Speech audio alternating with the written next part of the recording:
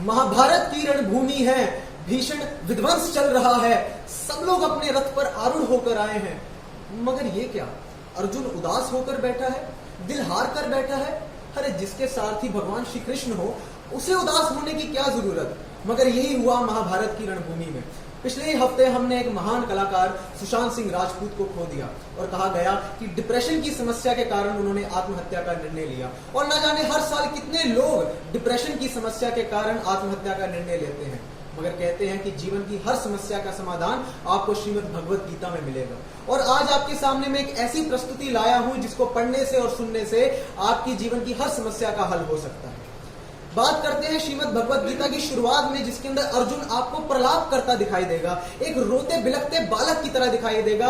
और वो रोता हुआ कहता है कि न कांक्षम विजयम कृष्णम न च राज्यम सुखानि च, कि मैं तो ना राज्य चाहता हूँ, ना युद्ध चाहता हूँ, ना विजय चाहता हूँ, मुझे कुछ नहीं चाहिए, मैं कुछ नहीं चाहता। और वो प्रलाप कर रहा है। उस वक्त वो अर्जुन एक महान योद्धा नहीं था, वो एक रोता बिलखता बालक था। मगर भगवान श्री कृष्ण कुछ नहीं कहते, वो सिर्फ उसकी बात सुनते हैं और अपने दूसरे कान से निकाल देते हैं। मगर सुनते सुनते दूसरे अध्याय के दूसरे श्लोक में भगवान श्री कृष्ण अपना पहली बार मुख खोलते हुए कहते हैं, शुद्रम हृदय दौर्बल्यम त्वं तो उत्तिष्ठ परिणम, कि अपने दिल की कमजोरी छोड़ अर्जुन, उठ खड़ा हो और लड़। देख सब लोग अपने रथ पर आरूढ़ होकर आए हैं, तेरे भाई, तेरे बंधु, तेरे परिजन, सब लोग अपने रथ पर आरूढ़ होकर आए हैं। अपना दांडी उठा, खड़ा हो और लड़। मगर अर्जुन का दिल नहीं मानता। तो भगवान श्री कृष्ण उसे और समझाते हुए कहते हैं, नैनम चिंतन्ति शस्त्राणि नैनम दहति पावक न नैनम क्लेदन्त्यापो नशु शहति मारुत, कि तू किसको मारने की बात कर रहा है अर्जुन।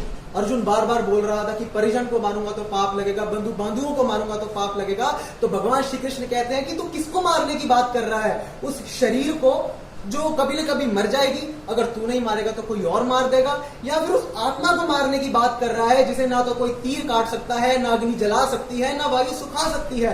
तो अपना दांडी उठा, खड़ा हो और लड़। मगर फिर भी अर्जुन नहीं मानता।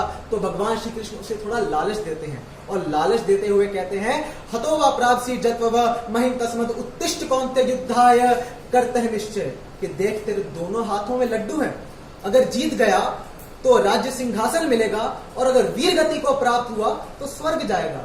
मगर फिर भी अर्जुन नहीं समझता। तो भगवान उसे कहते हैं, सोचते हैं कि कहीं ये मुझे साधारण मनुष्य समझकर मेरी बात तो नहीं टाल रहा।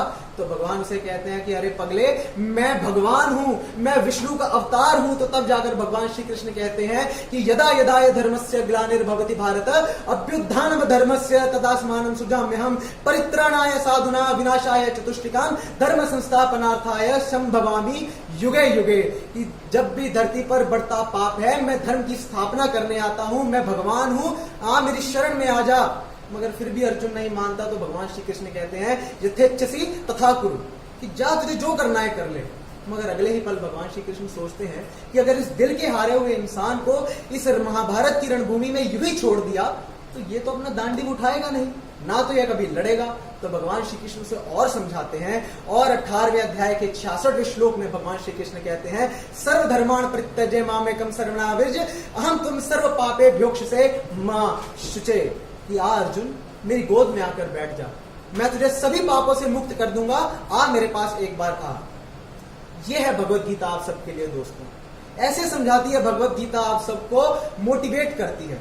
चिता मनुष्य को सिर्फ एक बार जलाती है, मगर चिंता बार बार जलाती है। जैसे अर्जुन ने अपनी समस्या भगवान श्री कृष्ण को आकर बताई, हम सबको भी अपने जीवन की हर समस्या को अपने माँ बाप, भाई बहन, बंधुओं को बतानी चाहिए। मगर डिप्रेशन के अंदर आकर इस सुसाइड जैसा पाप नहीं करना चाहिए। जीवन में बहुत सी मुश्किलें आएंगी, बार बार आएंगी, और हो भी सकता है कि श्री कृष्ण जैसा सारथी आपको ना मिले। हाँ, दुर्योधन और शकुनी जैसे लोग बहुत मिलेंगे, मगर श्री कृष्ण जैसा सारथी मिलना बहुत मुश्किल है। मगर डिप्रेशन में आकर सुसाइड जैसा पाप करना ये मत करिएगा। धर्म का साथ हाथ पकड़कर, भगवान का हाथ पकड़कर मुश्किलों से लड़ा जा सकता है। इसीलिए हंसते रहिए, मुस्कुराते रहिए। जय श्री कृष्ण।